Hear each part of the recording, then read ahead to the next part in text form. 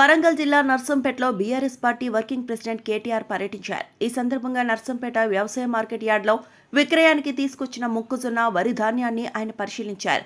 రైతులు ఎదుర్కొంటున్న సమస్యలను కేటీఆర్ ప్రత్యక్షంగా తెలుసుకున్నారు. కొనుగోలు కేంద్రాల్లో ఎదురవుతున్న ఇబ్బందులపై రైతులు తమ ఆవేదన వ్యక్తం చేశారు. ఈ సందర్భంగా కేటీఆర్ మాట్లాడుతూ ప్రభుత్వంపై తీవ్ర విమర్శలు చేశారు. రైతుల సమస్యలను పట్టించుకుని పరిస్థితి ఉందని ఆయన అన్నారు. గత ప్రభుత్వంలో యూరియా బస్తాలు ఇంటి వద్దకే వచ్చేవని గుర్తు చేశారు. రైతులకు ఇచ్చిన హామీలు అమలు కావడం లేదని, ధాన్యం కొనుగోలు పూర్తయ్యే వరకు పోరాటం కొనసాగుతుందని కేటీఆర్ పేర్కొన్నారు. రైతుల పక్షాన బీఆర్ఎస్ పార్టీ నిలుస్తుందని ఆయన స్పష్టం చేశారు. సంవత్సరాల నుంచి కొట్లాడుతున్నాడు. ఈ కుంభకోణంలో రాష్ట్రంలో ఉన్న ముఖ్యమంత్రి, సివిల్ సప్లైస్ మంత్రి వీళ్ళిద్దరి మీద విచారణ చేయాలని చెప్పి ఈడీ, సిబిఐ దాకా పోయిండు.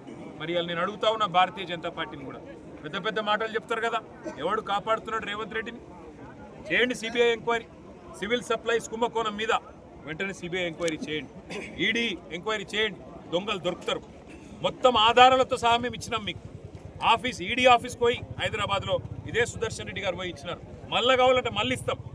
ఒకవేళ నిజంగానే కాంగ్రెస్ బీజేపీ బాయి కాకపోతే, కాంగ్రెస్ వాళ్ళని బీజేపీ వాళ్ళు కాపాడుతున్న మాట నిజం కాకపోతే, మీకు ఈశాన్ మాత్రమైన రైతుల మీద ప్రేమ ఉంటే వెంటనే సివిల్ సప్లైస్ కుంభకోణం మీద విచారణ చేయాలని చెప్పి కూడా మేము డిమాండ్ చేస్తున్నాం.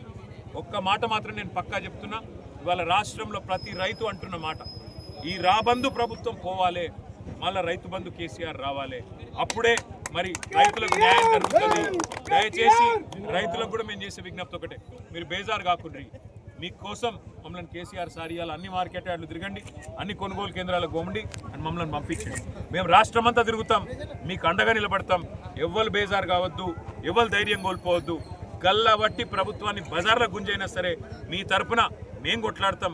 ఆఖరి గింజ కొనేదాకా ఇడిచిపెట్టమని చెప్పి కూడా చెప్తూ, మరి అలా ఇక్కడ కలిసి తమ ఆవేదన వెలబోసుకున్న రైతులందరికీ కూడా నేను ఒకటే చెప్తున్నా, ధైర్యం కోల్పోకండి.